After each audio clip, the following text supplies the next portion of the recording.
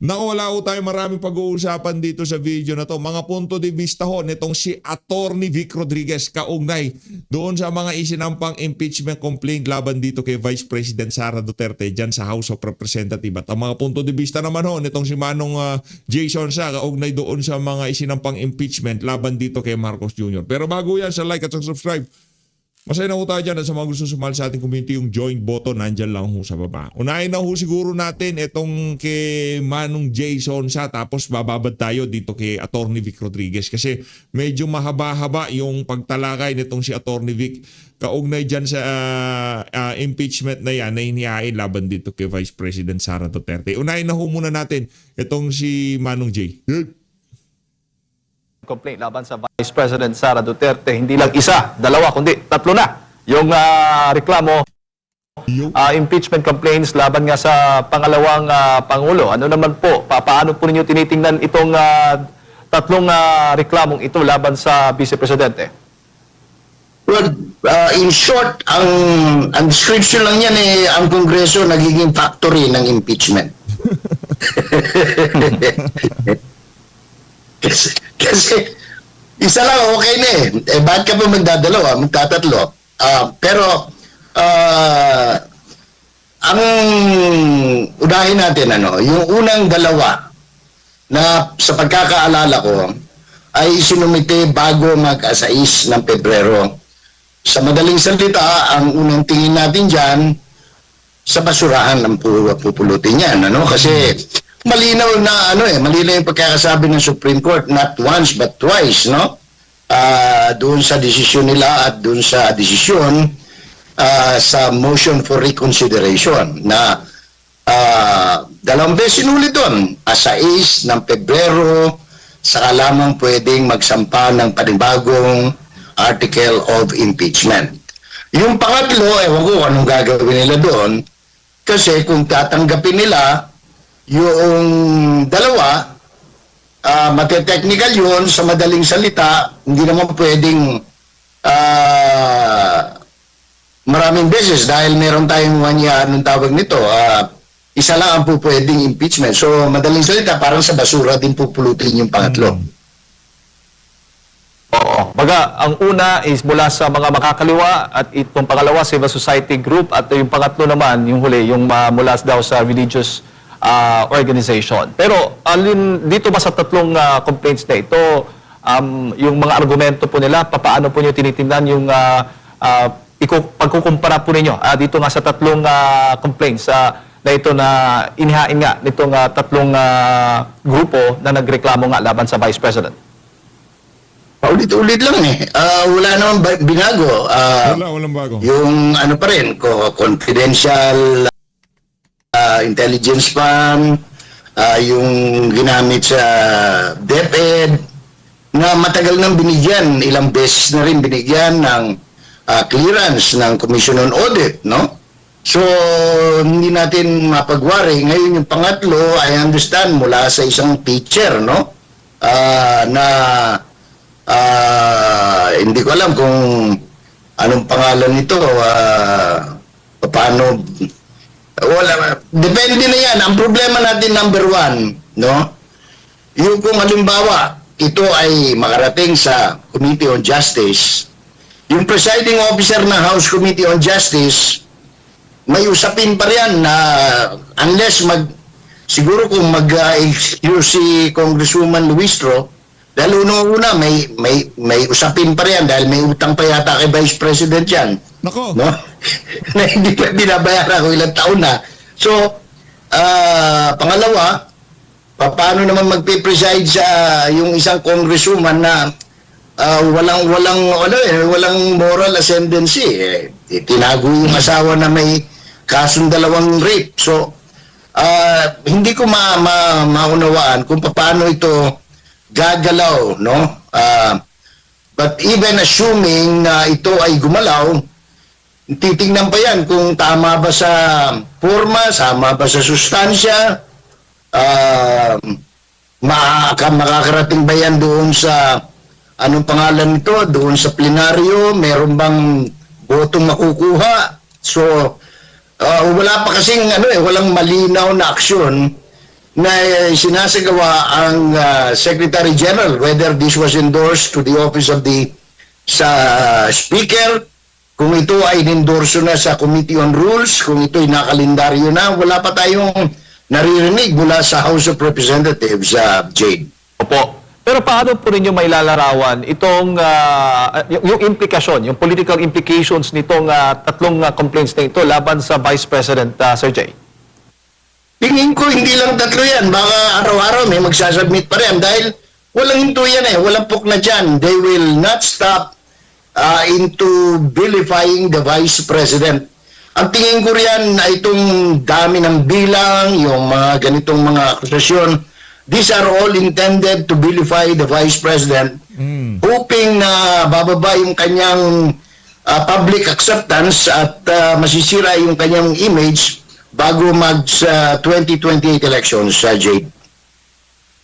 Opo. Unahin natin yung sabi mo nga, yung impeachment, yung confidential funds, alleged misuse, kasi isa po yan sa mga reklamo nga na inihain itong tatlong grupo. Halos magkakapare-pareho nga yung kanilang, tulad ng sabi mo, yung kanilang mga argumento. Yes, tungkol. Una-una, yung alleged misuse of confidential funds. Gaano po kahalaga itong aligasyong ito sa impeachment proceedings, sa tingin po ninyo? Kasi kung titindig yan, hindi titindig kung susundin talaga ang rules, no? Kasi paano patitindigin ang isang bagay na sinabi na ng mismong opisina, the only office who can certify na walang pagkakamali ay yung Commission on Audit. So, wala na, doon pa lang bagsak na kaagad. So, ano pa bang anong betrayal of public trust? Wala Pangalawa, yung pondo hindi naman galing sa opisina niya, galing sa Office of the President. So kung meron dapat i-impeach dyan, si President Marcos dahil siya ang nagbigay ng pondo. At yung pangalawang complaint pa, itong mga nababanggit din, usually, yung tungkol sa alleged fabrication ng mga dokumento nga o ng dokumento mula sa COA. Sa inyong palagay, ano naman po kalakas ang ebidensyang ito laban kay Vice President? Basura din kasi malinaw naman ang rules ng ng auditing and accounting procedures ng gobyerno. Ang intelligence and confidential fund is kahit maglagay ka lang ng isang kaprasong papel, no? Doon sa envelope, isisil yan, hindi pwedeng buksan. Yun na yung that is the only requirement of law. So paano magiging paano tatayo yung kaso? Unless talagang ipipilit nitong mga nag-file na bobo sila, tanga, ayaw sumunod sa batas, basura pa rin yan. So, even assuming na iti 3 points nila, o kaya anong tawag nito, shortcut nila, no? Assuming lang na makakakuha sila ng enough votes, which is, I doubt very much, no? Kung makakakuha sila ng sapat na boto, kasi 3/4 yan kung may mga maglalakas loob ng mga congressman na mag-i-endorse at pipirma o boboto yan, iakit pa rin yan sa Supreme Court kung questionin na kagad yan on technicality. Malinaw yung mga rules na Supreme doon sa desisyon ng Supreme Court. Kahit na nagmamagaling sila Congressman Defensor at kung sino-sino pa na sinasabing ito mali ang Supreme Court, wala namang ibang pwedeng magdesisyon niya kundi ang Supreme Court. So, kala sila. So, sabi ko nga, they can always submit, no? Any and all impeachment cases o articles of impeachment, pero ang question dyan, lulusot ba? Yung No? Opo. Meron titindig. ang akin naman dito, ang nakikita ko dito, kasi nakita nila yung trend nung nagdaang taon, nung pinag-usapan yung impeachment na yan, kahit pa paano, bumaba yung approval at trust rating na itong si Vice President Sara Duterte. In fairness, bumaba naman talaga kahit pa paano. Kaso sunod-sunod nun merong TRICO, merong Quadco, merong Quintaco, merong kung ano-anong com dyan sa House of Representatives. At yun pag umpisa pa lang, 2023, 2024, 2027 at last quarter ng 2024, arangkada na yan hanggang 2025. The whole 2025, wala silang ginawa kundi gibain itong si VP Sara. 2024 wala silang ibang ginawa kundi mag-Tricom at mag-Quadcom. Tuloy-tuloy ho yun. Napababa nila ang approval at trust rating nitong si VP Sara. Pero sa napakaigling panahon, nakabawi ho. Nakabawi ho itong si Vice President Sara Duterte. At ngayong mga panahon na to, sa kabila ng paggigiba, sa kabila ng Quadcom, Tricom, Justice Committee, Mary Grace Piatos, confidential fund, nananatili pa rin ho siya ang ikangap gustong maging presidente ng sambayan ng Pilipino sa 2028. Yan ho ang sinusubukan nilang gibain ng unti-unti. Yan ang dahilan kung bakit nagsampa sila ng 3 impeachment complaint. Para yung optics, all about optics nga. Gusto nilang ipakita sa sambayan ng Pilipino na, tingnan nyo naman yan, di ba? Napakaraming impeachment complaint ni Sara Duterte. Ngayon yung mga kababayan natin na hindi naman gaanong malalim sa politika, mahihikayat nila, kaya nga, grabe naman, ang daming impeachment ni VP Sara. Lalo na kung hindi nila naiintindihan kung ano yung confidential fund, ano yung intelligence fund, anong ambisyon ng mga congressman dyan sa House of Representatives, ano ang itinatago nitong si Marcos Jr., ano ang dahilan kung bakit ayaw maging presidente ni Marcos Jr. Si Vice President Sara Duterte, anong mangyayari doon sa mga mastermind dito sa mga maanumalyang flood control project kung sakaling maupo si VP Sara. Napakarami hong kinukonsidera ng administrasyon na to sa impeachment na yan. Dahil sila dyan, make or break. Pagka si VP Sara nakalusot siya dito sa isa na to, tapos na usapan. Ika nga yung mga mastermind dito sa mga maanumalyang flood control project na to, sigurado kulong ho ang aabutin ng mga yan. Iba. Kasi ang alam naman natin, malinaw naman yung kanilang intensyon. Ang intensyon lang nila, bubombahin ng marami-raming issue, magpe-press conference, gagamitin yung mainstream media na kontrolado nila or hindi ko sinasabing bayad nila, pagkatapos para lang masira ang pangalan ni Vice President Sara Duterte. Pero malinaw na sa tao Pag 97% yung tao behind the Vice President, how can you go wrong? Nagsasayang lang sabi ko kahit na araw-araw magsalita si Ronald Llamas, araw-araw mag-press conference si Laila de Lima, kahit na anong klaseng tabinging pa statement ni Sendanya at nito sila Ridon. Alam naman natin, ito yung mga mga alagad ng komunista ng communist terrorist group, and their intention is just to bring down the government, Sara Duterte included. Opo. At yung isa pa sa mga grounds nitong impeachment complaints, pinagsanib ko na, Sir Jay, para at least magkaroon ng kaalaman na ating mga kababayan. Itong tungkol nga doon sa nabanggit po ninyong nagtuturo sa posibleng nangyari ang pamimigay ng pera sa mga DepEd officials nung panahon ni Vice President Sara Duterte, nung kalihim pa siya ng DepEd. Anong pananaw mo naman doon sa credibility ng mga testimonya na mga nakatanggap ng cash envelopes? Alam mo, isang tatay yung gusto lang tumistigo dyan, yung former undersecretary na sinipa sa trabaho dahil siyang gumagawa ng pera Pangalawa, lalabas pa riyan, I do not know whether they will pursue that, no? Because meron na tayong mga documents in the past stating na ang First Lady ang siyang may pakanan itong mga envelope na ito. Gusto ba nilang umabot sa magulong usapan ng pati si First Lady Marcos ay kailangan umupo at tumistigo because she will be summoned kapag tinuloy nila yan. Maghahalo na naman ang balat sa tinalupan. Will they allow that? No, will the administration allow that? So yan ang mga, sabi ko nga, puro suntok sa buwan, pero hindi naman hihinto talaga yung Makabayan Black sa kanilang layunin na kahit ma-dismiss pa yan, magsasubmit na naman sila, gagamitin yung mga taga-simbahan, mga madre, mga pare, na mga paring dating adik at adik. So pagkatapos gagamitin yung si Madriaga na alam naman natin isa pang malabo, no?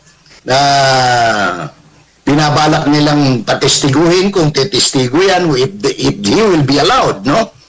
I'm sure they will, the legal counsel of the Vice President is prepared, no? To address this, the vilification campaign using a convicted criminal, no? Or a detainee. Na alam naman natin puro drawing yung mga statement niya, Oo. no? Si Madriaga na... Marami nang patunay dyan sa Armed Forces of the Philippines. Yes, sir. Si Madriaga, nabanggit po ninyo saan parte po sa grounds possible papasok itong si Madriaga dito ba sa hindi may paliwanag daw na pag... Ang pagkakasabi, gagamitin siya doon sa impeachment na complaint na isinabmit ng grupo nung pari na adik. Villanueva yata pangalan noon, no? Opo. Kasi may isa din... Kasama yata nila ko niya, nila Laila de Lima, doon sa Si second Father Plavi, or first. Kabilang kasi... I'm not sure. Opo, kabilang kasi sa mga grounds din o mga inireklamo nitong mga complainants yung tungkol sa hindi may paliwanag na paglago ng yaman ni Vice President Sara Duterte. Ano naman tingin po ninyo dito?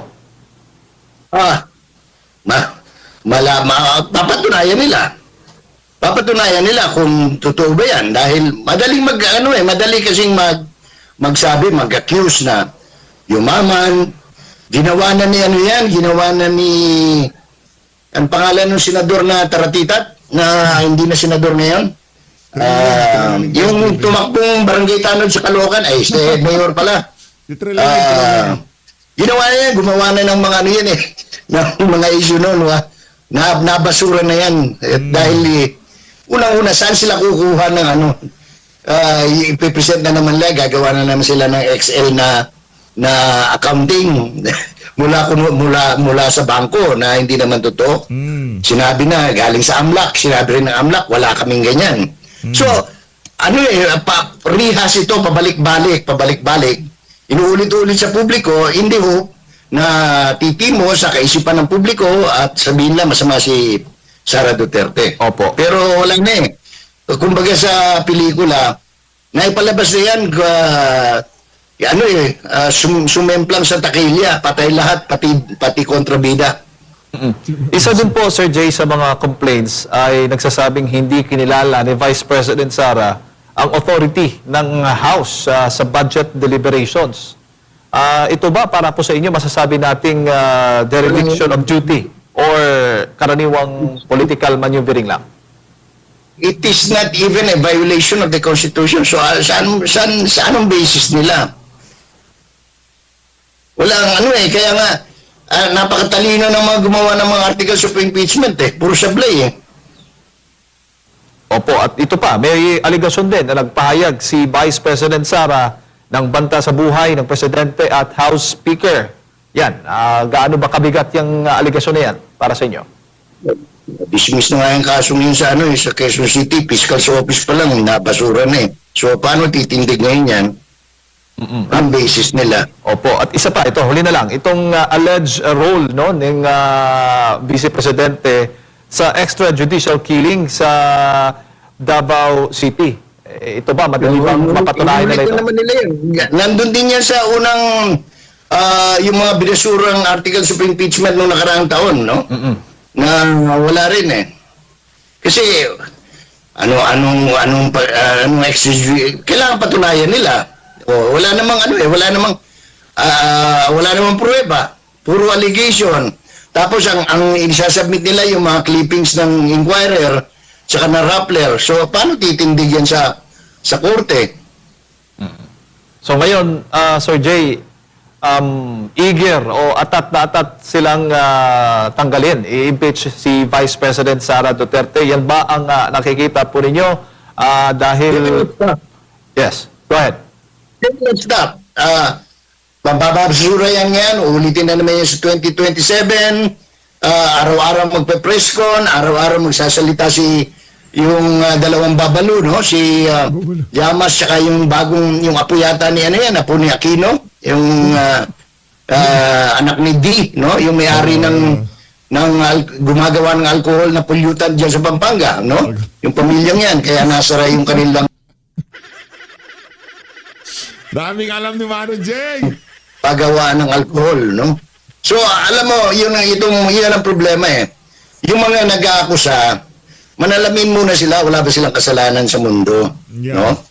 Pero kung si Sara Duterte na involved dyan sa flood control, project scandal, anomaly, bilyon-bilyon na maleta, ay tatayo yung kasong yan. Ang problema, hindi naman sangkot si Duterte sa mga ganyan skandalo. Farm to market, wala naman siyang farm to market. Classroom, missing classrooms. O, hindi naman siya nagpatayo ng 22 classrooms na sa loob ng 3 taon. O, anong ikakaso nila? Yun nga eh. Pabalik-balik sila dyan sa kanan. Because there are no issues talaga. Kaya inulit-ulit lang nila yung Mary Grace Piatos. Hindi ubra talaga yun eh. Kahit na maglupasay pa nga sila sa gitna ng Highway 54 o EDSA, walang tatayong articles of impeachment eh. I'm sorry ha. Hindi ako siya nagmamagaling because hinimay na yan, no? Ilang daang beses hinimay by lawyers, even first-year College of Law students. The articles of impeachment as filed as it stands will not merit any tawag nito argument, no, acceptable argument na sinasabing ito ay betrayal of public trust or a violation of the Constitution, 1987 Constitution. Sir Jay, bago So, pala... sayang lang yung pagod nila kasi like, for example, nakita natin nung mag-file sila, meron pa silang trolling gamit, parang puro optics eh. Yun ang problema ng mga kontra kay Duterte, no? Kay Sara. Kasi dinadaan nila sa pabida, dinadaan nila sa optics na, o kita nyo ito, 855 pages. Alam nyo, kung dinonate siya sa mga estudyante, nagamit pa ng mga estudyante yung kukunban, sabi ng mga nag-aaral sa probinsya, no? Sayang ba? Opo. Bago ko lang pasok kay partner Admar, Sir Jay, para po sa inyo, gaano kataas yung tsansang maalis sa pwesto si Vice President Sara Duterte? Malabo. Baka ang problema pa rin, baka kasi kung dumating na ito, hindi naman sa pagano, assuming arguendo na ito ay pakikinggan ng House Committee on Justice under Batangas Representative Luistro, no? Mahabang proseso yan. Ang problema na dyan, what if bigla namatay si Bongbong, naging presidente siya, no? Si Sara, dinayatot na. Di ba? Maraming maraming posibleng mangyari. Kaya nga yung mga nakausap natin congressman, I have talked to several congressmen in the last several weeks. Ano na sila? They are very cautious. Ano na sila? Ingat na ingat sila. Di pagdating dito sa usaping articles of impeachment because anything can happen in the next few days. Alis si Marcos sa March 8. Pupunta sa Amerika, makikipag-attend daw ng pulong ng mga kababaihan. Ewan ko bakit yun ang napili ng presidente natin na hindi ako may sabi niya na si Auntie Claire may sabi niya na the president is going to attend the opening of a convention of women for women, no? Natatawa ako kasi ang daming problema ng bansa natin, pilit nilang dinadivert yung atensyon. Ito naman si Basyang, ang daming pinatay dahil dun sa baha. So these are the things na kaya yung mga congressman ngayon, ingat na ingat. And siguro sa 14 na nakausap ko, ni isa, wala akong narinig na outright sabihin, pipirmahan ko yan, na-endorse ko yung, anong tawag yan, yung impeachment na yan. Because they know their politics. Ano yan yung mga congressman, Diyos ko po. Ang maiingay lang talaga dyan, yung mga party list ng mga kabayan black because that is their intention. Their intention is to bring down this government, including the president, no? And the vice president. That's why, takot na takot yan. Alam mo bakit? Admar, yan kasing 125 million na sinasabi nila na intelligence and anong tawag yan? Fund, no? Ginamit kasi yan doon sa pagbaka sa recruitment ng mga NPA, ng mga komunista, sa mga Correct. yung mga estudyante. Correct. Kaya takot na takot sila. Gusto nilang gusto nilang balikan si Sara at gusto nilang mawala si Sara. Dahil pagka si Sara naging presidente sa 2028 or earlier, no, as the case may be, nasubukan na nila, Davao City, na-wipe out sila. Lalo pa, pag nag-presidente yan, di talagang mawa-wipe out sila. So, yun ang kanilang takot talaga. Cuentas claras. Manong Jay, ayong buntag, Sir Marpeto. Dito po ako, gusto ko lang po na baka kayo makakasagot dito po sa naging katanungan ni Congressman Pulong Duterte sa kanyang post 13 hours ago kahapon ito. Basahin ko lang po yung kanyang tanong. Have we really forgotten the trillion peso flood control anomaly or are we being made to forget? Manang Jay, kasi nabanggit mo yun kanina yung diversion issue. Wow. Kasi, ang daming pinalutang nila. Ngayon, ang pinalulutang nila yung yung conflict sa South China Sea. Sabi ko nga, balinaw naman wala namang argument dapat dyan, no? Yung South China Sea issue. Pinipilit kasi nila merong West Philippine Sea.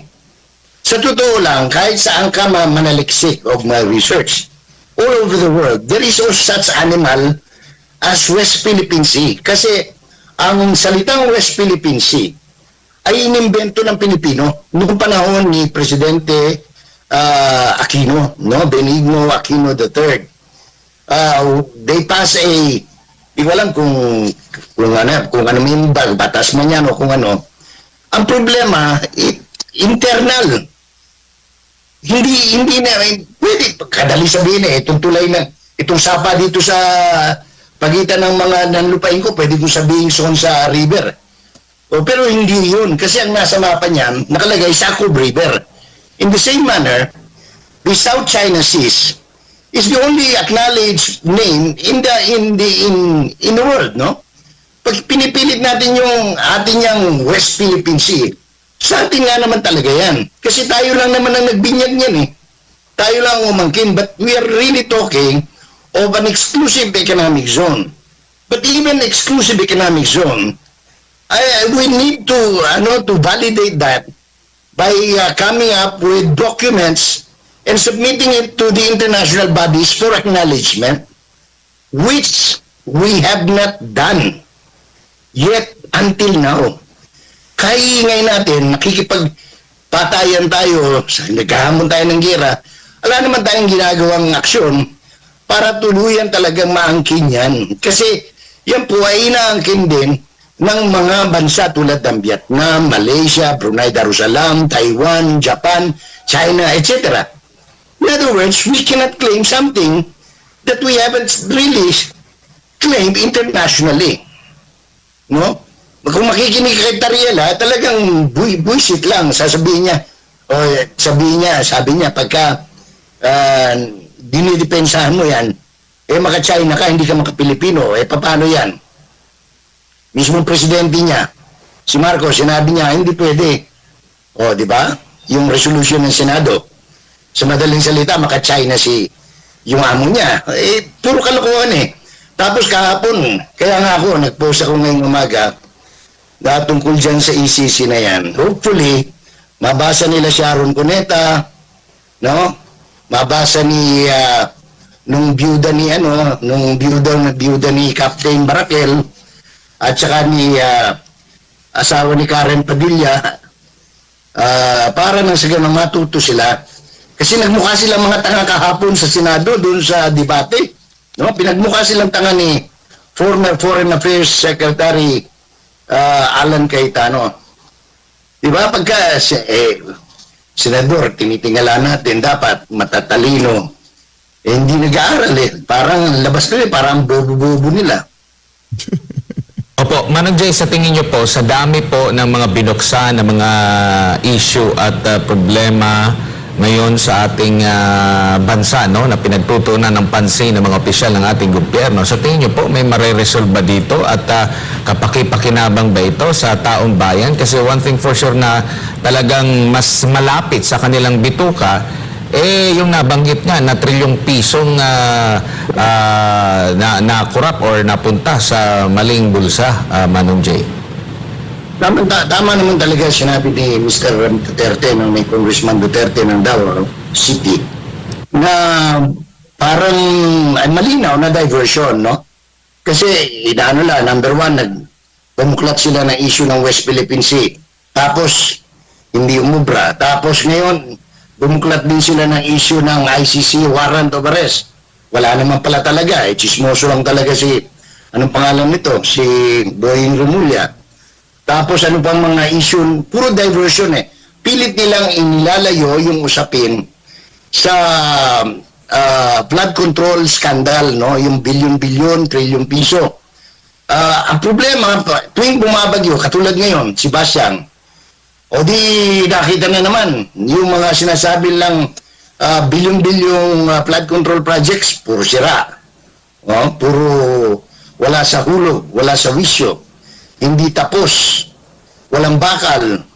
So, hindi mo maitatanggi yan, kahit pa sabihin ni Senator Ping Lacson, ang chairman, kasalukuyang chairman ng Blue Ribbon Committee, na safe ka na, bongbong, no? Kasi yun ang sinabi niya, wala raw kinalaman ng presidente rito.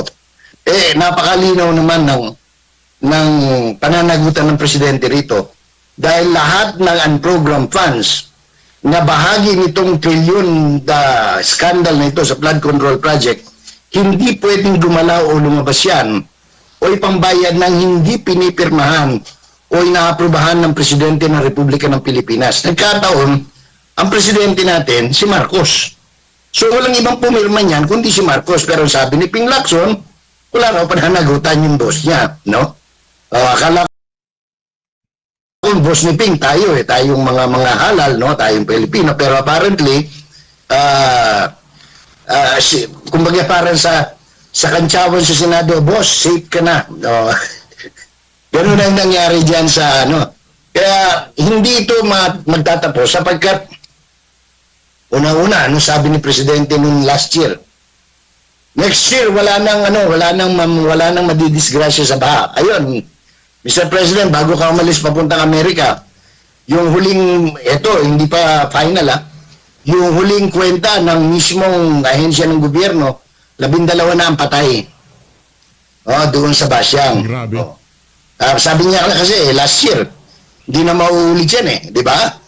Ang linaw ang pagkakasabi niya, ang problema, umuulit at uulit yan. Ngayon, meron naman low pressure area. Every time umuulan, amihan, shear line, o ano man ang tawag nila riyan, may babaha at babaha.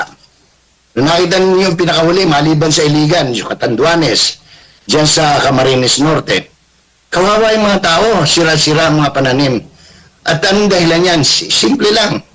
Flood control project scandal that cost the Filipino taxpayer more than 1 trillion pesos.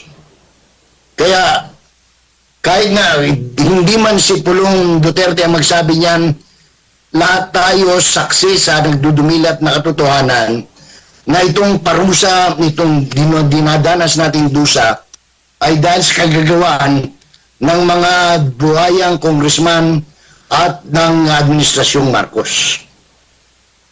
Opo. At sa tingin niyo po ba ang taong bayan ay kumbaga satisfied na dito lang patungkol sa pagpapanagot doon sa maanumalya na nabulgar na maanumalyang flood control projects? At kung hindi, saan pa sila maaring kumbaga yung kredibilidad talagang kampante sila? Halimbawa, sa investigasyon sa Senado ba, kampante ba sila? Sa Kamara, sa Ombudsman, parang natrap na ba sila sa saan sila kukuha ngayon ng yung pagiging kampante na ito talagang investigasyon na ito, ilihitimo na nakikita ko na mayroong mapapanagot dito sa issue? walang naniniwala na sa gobyerno eh. Wala. You ask any ordinary person, kahit na yung mga magbubukit dito, walang naniniwala, walang kredibilidad ang ombudsman, walang kredibilidad yung House of Representatives, yung Senado, yung ICI, na rumuho na lang at wala nang natira, o maliban sa isang tao, walang naniniwala. Bakit? Kasi, paano ka man naniniwala? Sasabihin nung Yusek Bernardo, kami mismo ang gumawa ng pera. Sabi niya, kami mismo nag-deliver. Pagkatapos, ang sasampahan nila ng kaso si Bong Revilla, siya daw mastermind. Paano naging mastermind yon? Recipient lang siya. Assuming na totoo yung sinasabi ni Bernardo na nagbigay sila ng pera kay Bong Revilla. Paano mo sasabihin ngayon na mastermind si Bong Revilla? Kayong gumawa ng pera, kayong nag-deliver eh. Saka sinasabi nila, dineliver mismo nila kay Marcos. Gamit yung dalawang undersecretary, di ba? Pero yung dalawang undersecretary, walang kaso. Yung district engineer na, yung Alcantara, hindi nila sinampahan ng kaso. Paano mo maniniwala ang tao yan? Napakabobo naman ng Pilipino, ang tingin nila sa Pilipino, para mapagpaniwalaan nila. Kasi ako, in all honesty, simple lang. Tanungin mo ordinary yung tao, sino tingin yung mastermind? Sasabihin nila, ikaw naman, Jay, liwa-liwanag, presidente dyan ang pinakapuno eh. May tatangin ba ng presidente yan? Kasi nga, walang pwedeng bayaran na hindi pinipirmahan ng presidente. O paano mo ngayon hihiwalay yung presidente? Sino ang kapural? Sino ang nagdisenyo yan? Speaker of the House. Sino yung Speaker of the House noon? Pinsan buo ng presidente. Sinong may mga ano diyan sa sinong pinuno ng mga congressman? Sino bang majority leader? Anak ng presidente, si Sandro. Ano ba? Alam mo, masyado naman nilang minamaliit yung kakayanan ng Pilipino na hindi maunawaan yan. Kaya alam mo, yung sabi niya, paano ngayon? Alam mo, sa kabuisit ng Pilipino, ngayon, pinapasedyos na lang nila, gaba na lang, sabi nga sa Bisaya. Yun ang ano nila. Kaya, nakakita mo, may mga nagkakasakit, merong mga nabubulok ang bituka, di ba? Merong namamatay bigla, nagkaka-cancer. Kasi yun na lang yun na lang ang sandigan ng tao ngayon eh. Kung aasa sila sa ombudsman, may makakasuhay, wala. Puro press release. Yun lang kaya nilang isakripisyo. Ang problema, unti-unti may mga nagsasalita doon sa sinasangkot nila. Lumalabas isa-isa ang katotohanan ngayon.